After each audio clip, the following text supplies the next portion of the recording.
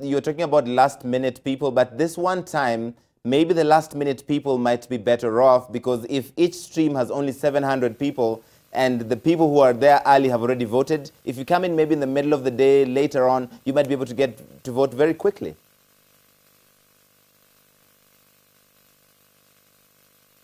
Yeah, but I mean, it's interesting that sometimes Kenyans, whether there's a queue or not, will still make it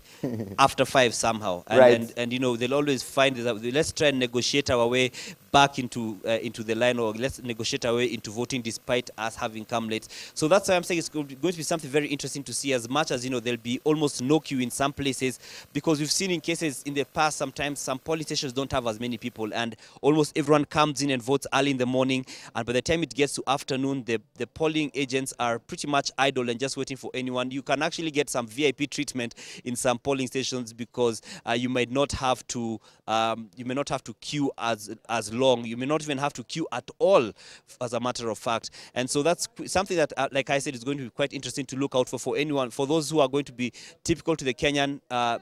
habit of being last-minute people, and just coming in at the very last moment, and just which will call on the IEBC officials to be quite strict on them and make sure that they do not bend the rules, because what they've also done, as much as we've seen some of the older generation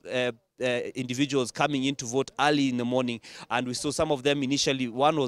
old lady was guided into a room, a polling station, which was not the room she was meant to be voting in, and they had to gracefully take her to the correct room, because as much as she's old and frail and may need to be assisted, she still needed to go